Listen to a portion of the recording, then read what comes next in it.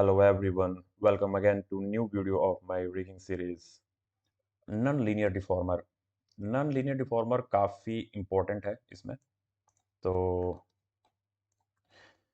सबसे पहला हम बैंड डिफॉर्मर यहाँ से देखते हैं। Create and plane.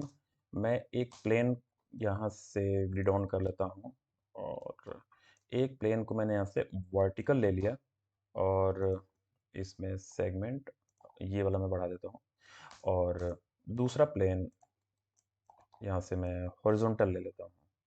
ठीक है, और इसका भी सेगमेंट मैंने बढ़ा दिया।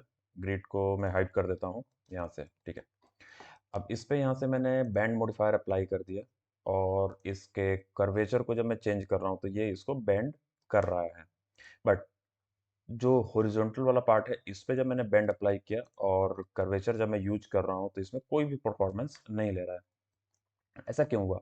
Bye default bend modifier vertical ही आता है और किसी भी चीज को बेंड करने के लिए उसको उसके पैरेलल एडजस्ट होना चाहिए। तो ये तो बाय डिफॉल्ट हमारा ऑब्जेक्ट भी वैसे ही था, बट ये हमारा हॉरिजॉन्टल है तो इससे भी हमें हॉरिजॉन्टल ही लाना होगा। तो कौन से एक्सिस में इसको मुझे रोटेट करना होगा? जेड एक्सिस में। तो जेड एक्सिस में यहाँ पे जा करके और मैं यहाँ से 90 डिग्री दे दूंगा और देन जब मैं कर्वेचर इसका करूंगा तो ये बेंड होने लगेगा। ठीक है, मैं इसको यहाँ से डिलीट कर देता हूँ। अब मैं इसे यहाँ से सिलेक्ट कर रहा हूँ और बैंड कर्वेचर यहाँ से हो रहा है। ठीक है, मुझे इसमें कुछ चेंजेस चाहिए, जैसे ये पूरा आर्क में ना आकर के एक फिक्स एंगल पे हो। और हाई बाउंड और लो बाउंड ये किस काम में आता है? अगर यहाँ से हाई बाउंड को मैं जीरो कर दूं तो केवल इस तरफ ही बेंड होगा और अंडू करता हूं मैं, और अगर लो बाउंड को मैं यहाँ से जीरो कर दूं तो केवल बेंडिंग यहाँ से होगा। तो जैसे इसके मैं लो बाउंड को मैंने यहाँ से जीरो कर दिया और इसको जहाँ से भी मैं मूव करूँ कि हाँ ये कहाँ से बेंड होना चाहिए, यहाँ से होना चाहिए। और हाई बाउंड को अगर मैं बढ़ाते जाऊँ यहाँ से, ठीक है, कर्वेचर को मैं बहुत ज़्यादा बढ़ा देता हूँ, हाई बाउंड को मैं थोड़ा सा कम करता हूँ इतना पे, ऐसे। ठीक है, इतना हो गया। ये कर्वेचर मैं और कम से कम थोड़ा सा चाहता हूँ तो यहाँ से और मैं इसको ले लूँगा कितना, 300 में कर देता हूँ और कर्वेचर को और मैं कम करते जाऊँगा एक फिक्स वैल्यू के साथ, ऐसा। ठीक है, तो ये कर्वेचर और लो और हाई बाउंड के सेटिंग से इसमें काफ़ी हम चेंजेस कर सकते हैं। इसमें और भी चीज़ें हैं, जैसे बैंड मॉडिफायर का मैं दूसरा एग्जांपल दिखा रहा हूँ। एक मैं बॉक्स ले लेता हूँ यहाँ पे। ठीक है, और सेगमेंट बढ़ा दो इसका भी एक, और काफ़ी ज़्यादा यहाँ से बढ़ा दिया, और थोड़ा सा ये वाला भी सेगमेंट में बढ़ा देता हूँ। और कॉन्स्टेंट, सॉरी, डिफॉर्मर, नॉन लीनियर, और यहाँ से बैंड, जेड एक्सिस 90 डिग्री और कर्वेचर हमने मैक्सिमम कर दिया। अब मुझे हाई बाउंड तो चाहिए, लो बाउंड मुझे जीरो रखना है। ठीक है, और मुझे इसको बनाना है जैसे कि मैट वगैरह हम फोल्ड करते हैं, वैसा कुछ मुझे इसमें रिग चाहिए। तो इसको मैं फोल्ड करते हुए यहाँ पे लाऊंगा, बट ये मुझे कर्लिंग चाहिए, कर्ल होता हुआ। कैसे आएगा? कर्वेचर की वैल्यू 180 के बाद आकर के स्टॉप हो जाता है, बट इसको हम यहाँ से वैल्यू पुट कर सकते हैं। जैसे सपोज मैंने यहाँ पे 700 दे दिया। ठीक है, अब इसको मैं क्या करूँगा कि थोड़ा सा मैं रोटेट करूँगा ऐसे। ठीक है, दैट मीन्स कि 700 मुझे लग रहा है कि ज़्यादा हो रखा है, तो मुझे कम करना है, यहाँ से 600 पे देखना है मुझे, और देन इसको मुझे रोटेट करना है। ओके, ठीक है, मैंने बहुत ज़्यादा विड्थ ज़्यादा ले रखा है, आई थिंक कि थोड़ा सा कम करो। हाइट, हाइट और कम रखो थोड़ा सा, ऐसे। हाँ, ठीक है, अब बैंड में आओ और पहले जितना था मेरा 750 कर देता हूँ मैं, ताकि और ज़्यादा फोल्डिंग हो। ठीक है, इतना। और मैं यहाँ से इसके रोटेशन को जितना मैं कम करूँगा कि हाँ अब ठीक है, यहाँ पे आकर और इसे सेलेक्ट करो, 3 प्रेस करो। ठीक है, अब ठीक है, अगर इसे सिलेक्ट करके और अगर मैं मूव करूं तो ये यहाँ से फोल्ड होता हुआ आएगा ऐसे।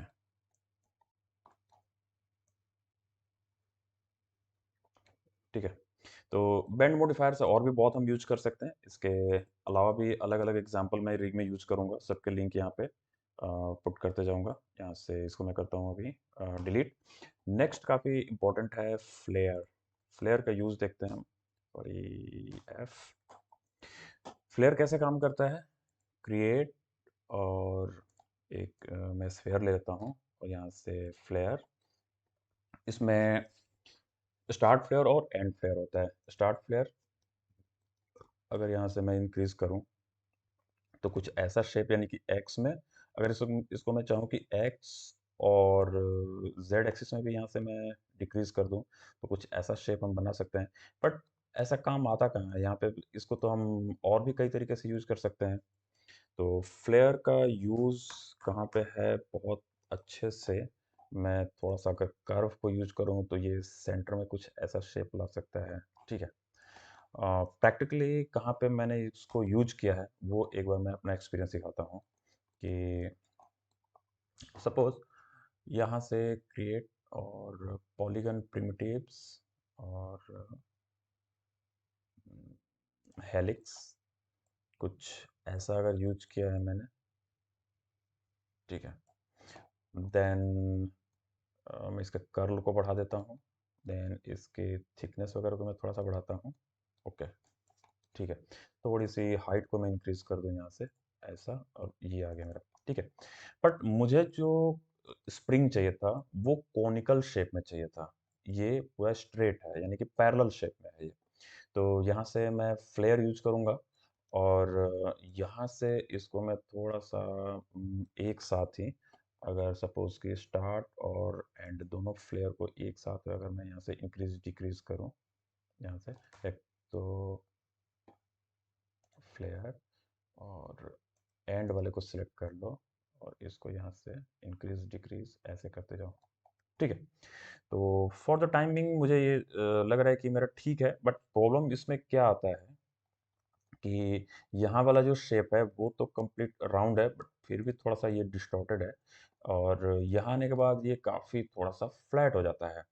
तो इसको और अलग तरीके से अगर इस स्प्रिंग को मुझे बनाना है तो मुझे क्रिएट मश वगैरह यहाँ से यूज करना होगा, अगर ये शेप मुझे चाहिए ताकि ये फ्लैट ना हो।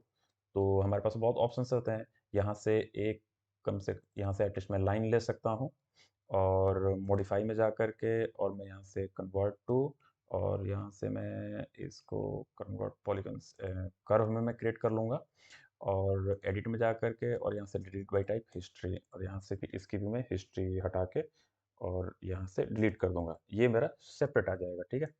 और इसको यहाँ से मैं क्रिएट में जा कर के और स्ट्रिप मश अगर यूज करूँ और यहाँ से अगर इसकी मैं प्रिसीजन को थोड़ा सा बढ़ा दूँ और स्केल प्रोफाइल यहाँ से मैं अगर इसको मैं कम करूँ तो, और यहाँ से मैं कैप कर दूँ, तो ये मेरा परफेक्ट शेप में आ गया अब। ठीक है। तो इस तरह से फ्लेयर का काफ़ी यूज है। और भी आगे इसको रिगिंग में यूज जहाँ जहाँ पे होगा मैं अलग अलग से फिर लिंक देते जाऊंगा उस वीडियोस का। साइन कैसे काम करता है? तो साइन और फ्लेयर और इनमें से बैंड वगैरह का यूज करके एक परफेक्ट किसी रिग को मैं यूज करने वाला हूँ। एक बच्चों का खिलौना होता है, उसका वीडियो का लिंक यहाँ पे मैं अपलोड कर दूंगा। बट बेसिक अभी मैं इसको बताता हूँ कि ये फंक्शन कैसे करता है। सपोज यहाँ से एक प्लेन ले लिया मैंने और इसमें सेगमेंट बढ़ा देता हूँ काफ़ी और साइन, बट इसको भी मुझे यहाँ से रोटेट करना होगा, रोटेट जेड और 90। और एम्पलीट्यूड का काम क्या होता है एक बार मैं दिखाता हूँ कि एम्पलीट्यूड अगर मैंने बढ़ा लिया। ठीक है। एम्पलीट्यूड और वेवलेंथ क्या होता है? वेवलेंथ होता है जो, इसको बोलते हैं टफ, इसको बोलते हैं क्रेस्ट। तो एक क्रेस्ट या एक टफ के बीच के डिस्टेंस को हम वेवलेंथ बोलते हैं। और सेंटर लाइन से क्रेस्ट या टफ के बीच जो हाइट होता है ये, उसको हम बोलते हैं एम्पलीट्यूड।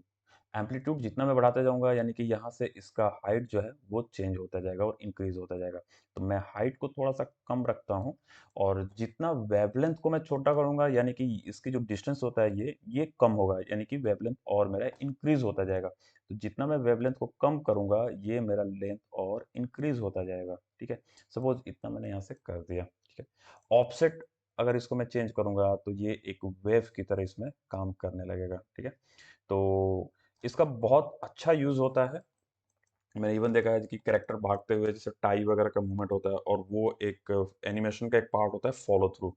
तो उसमें देने के लिए इसको या फ्लैग वगैरह में यूज़ करते हैं लोग, फ्लैग ऐसे वेव कर रहा है, तो आगे बहुत भी यूज़ होता है और परफेक्ट 1-2 यूज़ का मैं वीडियो आपको यहाँ पे लिंक में दूँगा आगे बना करके, ठीक है? तो सॉरी साइन का ये काम होता है और स्क्वैश कैसे काम करता है? एक बार स्क्वैश के बारे में हम देख लेते हैं। क्रिएट एंड स्फेयर और ये ठीक है। नॉर्मली हम जब बॉल को अगर स्केलिंग करते हैं, सपोज़ बॉल एनिमेशन वगैरह के लिए, तो मैं डी और वी और यहाँ पे इसके पिवट पॉइंट को मैं ला देता हूँ।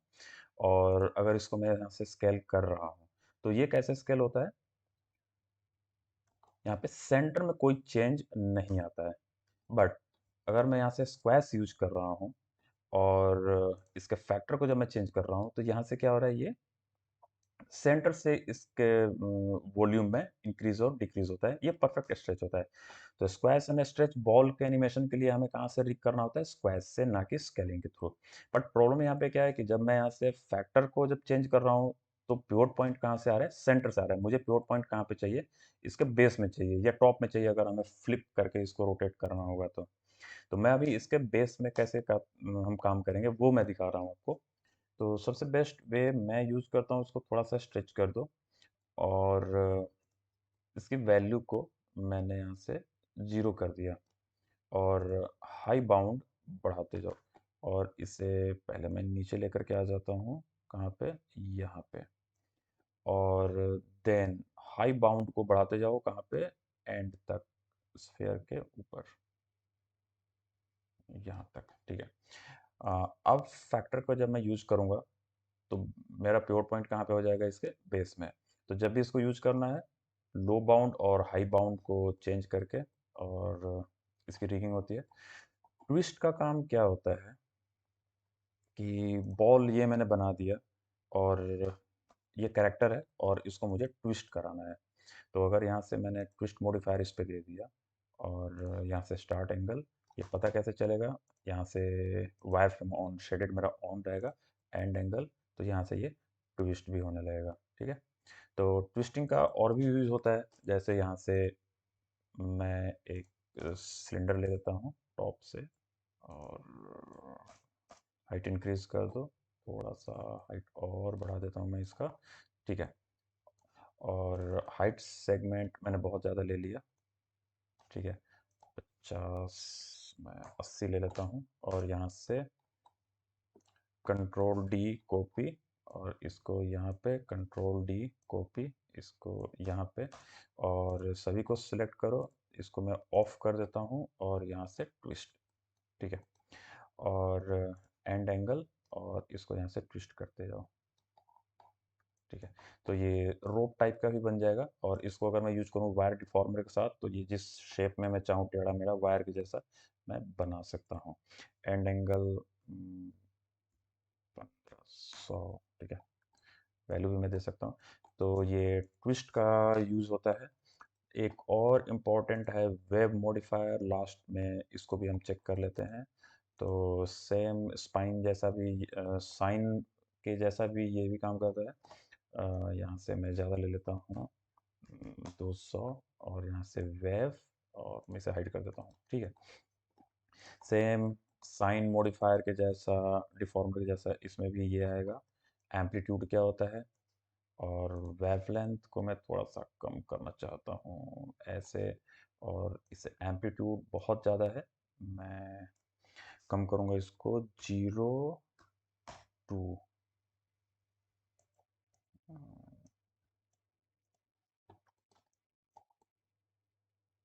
ठीक है, एम्पलीट्यूड और कम